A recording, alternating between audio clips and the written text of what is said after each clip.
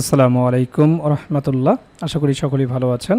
সামনে যাদের primary viva পরীক্ষা রয়েছে এবং আপনারা যারা ইসলামিক স্টাডিজ ফাজিল কামিল থেকে পড়াশোনা করেছেন, যারা ভাইবা পরীক্ষার প্রস্তুতি নিচ্ছেন, আপনাদের জন্য এই ভিডিওটি খুবই গুরুত্বপূর্ণ। কারণ এই ভিডিওতে আমরা আমাদের প্রাইমারি ভাইবা নোটের 6 নম্বর রিয়াল ভাইবাটি আলোচনা করব।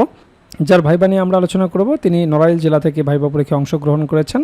নড়াইল জেলা থেকে যারা ভাইবা পরীক্ষা দেবেন তাদের জন্য তো গুরুত্বপূর্ণ, এছাড়াও অন্যান্য জেলা থেকে যারা এই সাবজেক্টে ভাইবা পরীক্ষায় অংশগ্রহণ করবেন তাদের জন্য অত্যন্ত গুরুত্বপূর্ণ। অনুবাদ জিজ্ঞেস করেছে, সেটি হচ্ছে ছেড়ে দেমা কেঁদে বাছি এর অনুবাদ করুন। ছেড়ে দেমা কেঁদে বাছি এর ট্রান্সলেশন হবে don't hug me and leave me in peace. ভালো করে এগুলো দেখে যাবেন, don't hug me and leave me in peace. অনুবাদ নিয়ে অনেকেরই অনেক সময় অনেক সমস্যা হয়, কোথা থেকে পড়বে কি পড়বে বুঝে উঠতে পারে না। যারা ইতিমধ্যে আমাদের কাছ থেকে প্রাইমারি ভাইবা প্যাকেজটি সংগ্রহ করেছেন তারা দেখেছেন যে সেখানে একটি অনুবাদের নোট রয়েছে, সেখানে আমরা টপিক অনুযায়ী অনুবাদগুলো সাজিয়েছি, যেগুলো প্র্যাকটিস করলে আপনাকে প্রাইমারি ভাইবার জন্য অনুবাদ নিয়ে কোনো প্রকার টেনশন করতে হবে না। এরপর স্যার জিজ্ঞেস করলেন সকাল সন্ধ্যা কখন কোন সূরা পড়তে হয়। তো বললাম সকাল সন্ধ্যার আমলের অংশ হিসেবে সকালে ফজর নামাজের পর এবং সন্ধ্যায় মাগরিবের পর সূরা ইখলাস, সূরা ফালাক ও সূরা নাস পাঠ করা উত্তম। এছাড়াও সকালে সূরা ইয়াসিন পড়লে সন্ধ্যা পর্যন্ত শান্তি থাকে এবং সন্ধ্যায় সূরা ইয়াসিন পড়লে সকাল পর্যন্ত শান্তি থাকে। এছাড়াও আরও অনেক সূরা সকাল সন্ধ্যার আমল হিসাবে অনেকেই পড়ে থাকেন, সেই বিষয়গুলো আপনি এখানে বলতে পারেন। এরপরে স্যার জিজ্ঞেস করলেন সূরা ইয়াসিন, সূরা রহমান, ওয়াকিয়া, সূরা মুলক কোন সূরার কত আয়াত। তো এই বিষয়গুলো আপনারা জেনে যাবেন, আর এই বিষয়গুলো নিয়েই সুন্দর করে সাজানো হয়েছে ইসলামিক স্টাডিজের এই ভাইবা নোটটি।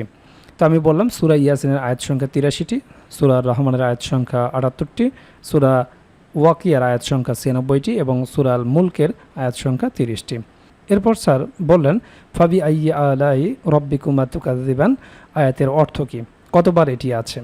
আমি বললাম ফাবি আইয়ি আলাই রব্বিকুমা তুকাযযিবান এর অর্থ হলো তাহলে তোমরা উভয়ই তোমাদের পালনকর্তার কোন কোন নিয়ামতকে অস্বীকার করবে।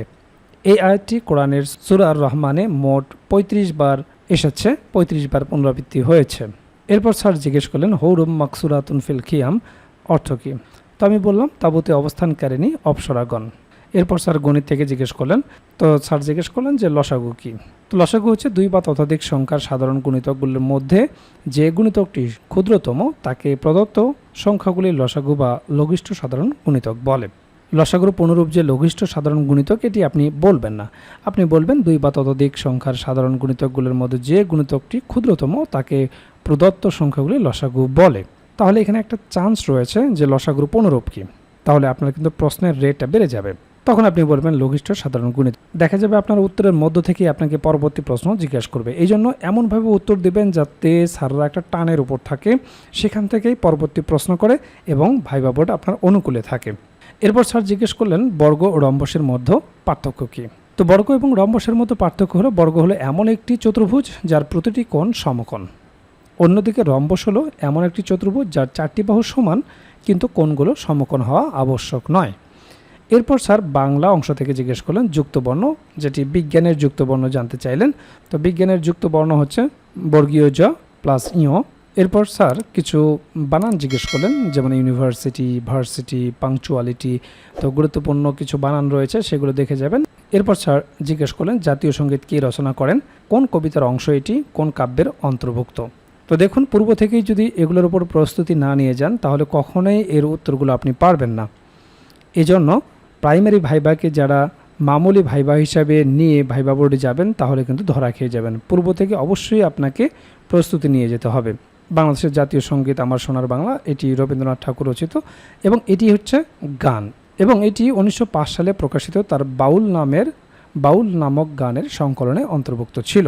তো আপনারা দেখলেন ভাইবা বোর্ডে কী ধরনের প্রশ্নগুলো জিজ্ঞেস করা হয়, কোন কোন বিষয় থেকে প্রশ্ন জিজ্ঞেস করা হয়, আর এই বিষয়গুলো নিয়েই আমরা তৈরি করেছি প্রাইমারি ভাইবার জন্য কমপ্লিট একটা প্যাকেজ, যে প্যাকেজে আপনার বিষয়ভিত্তিক ভাইবা প্রশ্নোত্তর থাকবে। একেবারে রিয়েল ভাইবার আলোকে বিষয়ভিত্তিক নোটটি তৈরি করা হয়েছে, যেখানে বিগত বছরে যে রিয়েল ভাইবাগুলো হয়েছে তা সুন্দরভাবে সমাধান করে দেওয়া হয়েছে। সেই রিয়েল ভাইভাগুলোও যদি আপনারা ভালো মতো দেখে যান, সেখান থেকেই বেশিরভাগ প্রশ্ন আপনারা কমন পেয়ে যাবেন। এছাড়াও আপনারা জানেন যে ডিপার্টমেন্টে আপনি ভাইভা দিতে যাবেন, সেই ডিপার্টমেন্ট সম্পর্কে অবশ্যই আপনাকে প্রশ্ন জিজ্ঞেস করতে পারে। তো সেই বিষয় সম্পর্কে একটা ভাইভা নোট থাকবে, প্রাইমারি সম্পর্কিত একটা ভাইভা নোট থাকবে। প্রাইমারি ভাইভাই অবশ্যই আপনাকে অনুবাদ জিজ্ঞেস করবে, অনুবাদের উপর একটা ভাইভা নোট থাকবে, যেগুলো প্র্যাকটিস করে গেলেই যথেষ্ট। এরপর আপনার নিজ জেলা সম্পর্কে অবশ্যই আপনাকে দু একটি প্রশ্ন জিজ্ঞেস করতে পারে। আপনার জেলা কেন বিখ্যাত, আপনার জেলা দর্শনীয় স্থান কি, আপনার জেলার নামকরণ ইতিহাস কি, বিখ্যাত খাবার কি, ভাষা ও সংস্কৃতি সম্পর্কে জিজ্ঞেস করতে পারে, মুক্তিযুদ্ধে কী অবদান রেখেছিল, নানাবিধ গুরুত্বপূর্ণ প্রশ্ন থেকে আপনাকে দু চারটি প্রশ্ন জিজ্ঞেস করতে পারে। তো সে সম্পর্কিত আপনার জেলার ওপর সুন্দর একটা সাজানো গোছানো নোট থাকবে। এছাড়াও 1947 থেকে শুরু করে বর্তমান সমসাময়িক পর্যন্ত গুরুত্বপূর্ণ বিষয়ের উপর যে সমস্ত প্রশ্নগুলো আপনাকে জিজ্ঞেস করতে পারে, সেই বিষয়গুলো নিয়ে সুন্দরভাবে সাজানো গোছানো একটা সাধারণ জ্ঞান ভাইভা নোট থাকবে। এছাড়াও আপনারা জানেন যে প্রাইমারি ভাইভা বোর্ডে বাংলা ব্যাকরণ এবং সাহিত্য অংশ থেকে বেসিক কিছু প্রশ্ন জিজ্ঞেস করে থাকে, সে বিষয়ে একটি ভাইভা নোট থাকবে।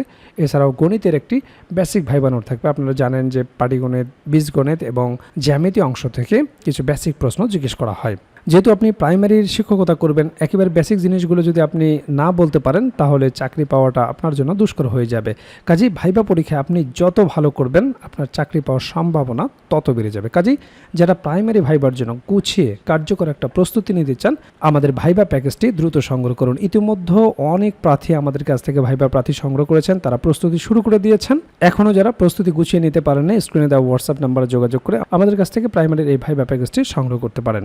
প্যাকেজটি আপনারা দুইভাবে নিতে পারবেন, আপনারা হার্ড কপি নিতে পারবেন কুরিয়ারের মাধ্যমে, এছাড়াও পিডিএফ প্যাকেজ আপনারা নিতে পারবেন। কাজেই দেরি না করে দ্রুত স্ক্রিনে দেওয়া হোয়াটসঅ্যাপ নাম্বারে যোগাযোগ করে প্যাকেজটি সংগ্রহ করুন।